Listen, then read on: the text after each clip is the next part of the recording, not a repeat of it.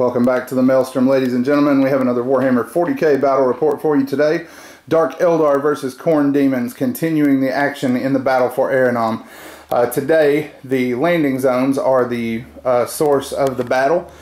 These three squares represent landing pads that are trying to be taken at all costs by the fleets so that they can begin landing reinforcements. They are the main objective. Both sides can deep strike using the planet strike attacker rules. So anything that already has deep strike can charge on the turn it lands. There's also a orbital bombardment, which uses the rules for the firestorm with slight modifications. Each player gets D3 plus 2 shots. They have to declare which turn they're going to use that. The player who waits longer to represent that his fleet has taken more time getting into position gets to double the result of his firestorm numbers. If we happen to choose the same turn, then we each get D3 instead of the D3 plus 2. So that is the table. The demons have taken this edge, so it will be hammer and anvil with 12-inch deployments. And the Dark Eldar have taken this edge. We will be right back with the army list. First up, we have the Dark Eldar Raiders. So my warlord will be an Archon with a power sword, shadow field, and haywire grenades, and he rolled rampage for his warlord trait. My other HQ is a homunculus with a flesh gauntlet. They are both riding with squads of 9 witches that are in raiders with enhanced ether sails. Then filling out my troops, I have 4 squads of 10 warriors with a single shredder, and they are all mounted in raiders with enhanced ether sails. Then for my fast attack choices, I have a squad of 10 scourges. Then I have 6 Reaver jet bikes with 2 blasters. And then I have a squad of 10 Hellions with a Heliarch who has a stun claw. Then for my heavy supports, I have a pair of Dark Lance Ravagers and a squadron of 2 Talos paint engines with chain flails. Alright, so there are the Dark Eldar. Next up we have the Khorne demons. We are playing a demonic incursion again. So for our demon lord, we have a Bloodthirster of Insensate Rage. He has a he rolled a Blade of Blood because we rolled the 3+ armor on the greater reward. He has reroll invulnerable saves, and he has Strength 5 AP 5 flamethrower that is armor bane for his lesser reward. For the Herald that's leading the Murder Horde, we have Skulltaker on a Juggernaut. He's riding with 5 Blood Crushers. They have an Instrument, an Icon, and a Leader who has the lesser reward where if he rolls a 6 to wound, or 6 to hit rather, it's double strength. To round out the Murder Horde, we have 2 squads of 6 puppies down here, 3 squads of 10 Bloodletters with banners of blood and instruments. And then down here we have 2 more squads of 6 Flesh Hounds. For our auxiliary detachment to make the Decurion legal, we have a Gore Thunder Battery. We have 3 Skull Cannons, and the compulsory Chariot Rider.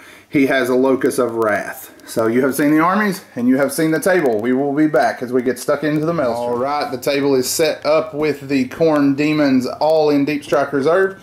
And Josh is going to walk us down the Dark Eldar deployment. So my 4 squads of warriors are kind of playing the electric fence to protect my squadron of Talos and my 2 witch squads with my HQ choices.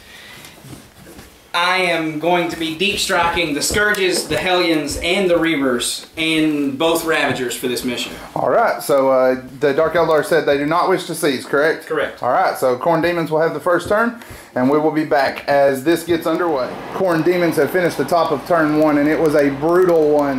We got 3 squads of Bloodletters, 2 squads of Dogs, the Bloodthirster, the Chariot, and the 3 Skull Cannons in.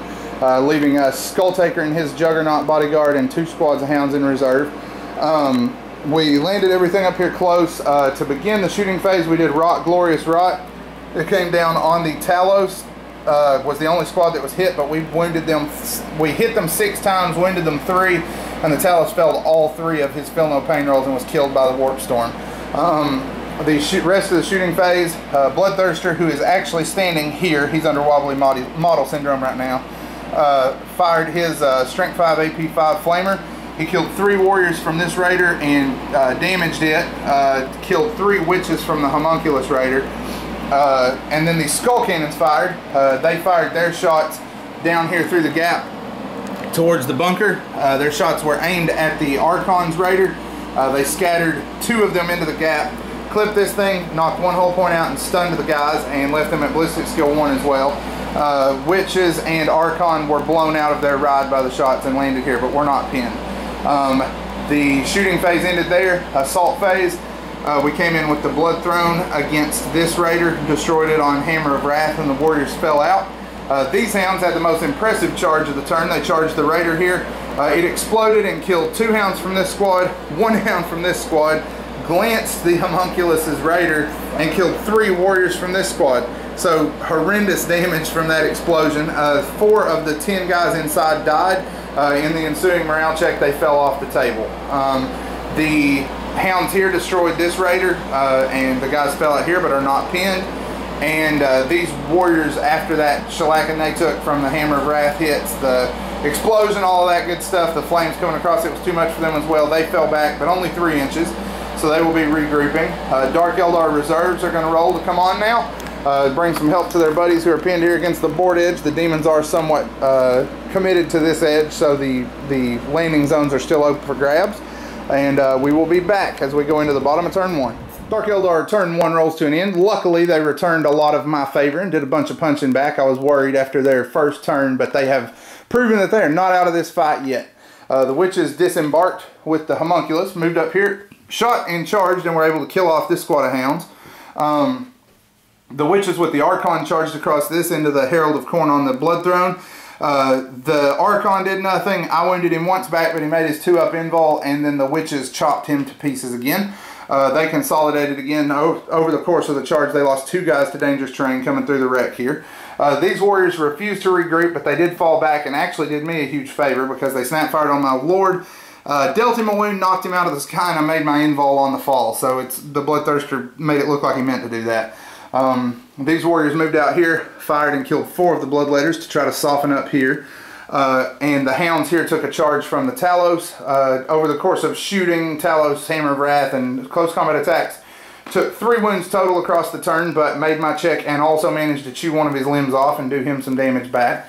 Down here, the Dark Eldar deep struck in their Reavers, and both Ravagers did not get the Scourge or the Hellions. But between blasters and shots from the 2 Ravagers, they were able to blow up 2 of the 3 skull cannons, and the 3rd skull cannon had its cannon knocked off. So that is the end of Dark Eldar turn 1. There is much blood being spilled, but we are just getting started. Turn 2 coming up. Khorne turn 2 rolls to an end. As far as reserves, we got the Blood Crushers, who use their instrument to bring in 1 squad of hounds. So we have 1 squad of hounds still in reserve. They came in here and brought the dogs in as well. Launched a charge later in the turn and went ahead and blew up this Ravager. Hounds tried to charge the other Ravager back here, but were unable to reach it. This Ravager took 1 hit from the orbital barrage that came in this turn from the Khorne demons, but it lost 1 weapon but survived.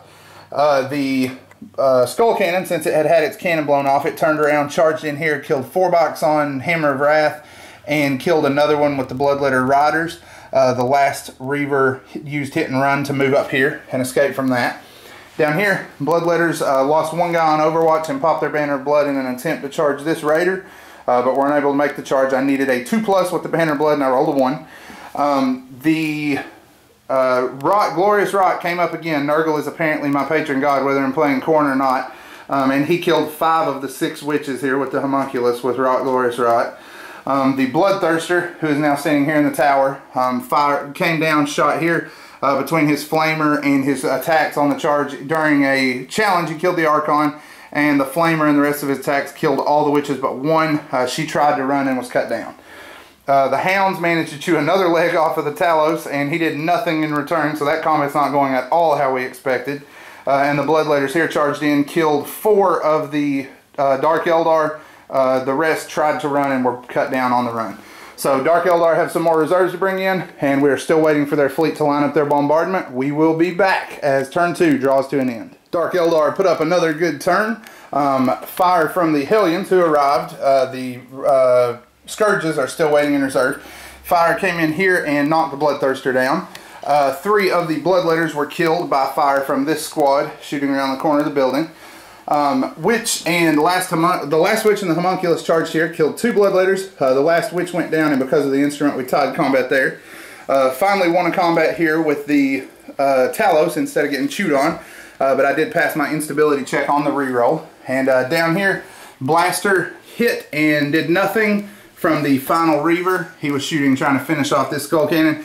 And the Ravager pilled to the back, fired, scored 2 misses. So nothing happened there.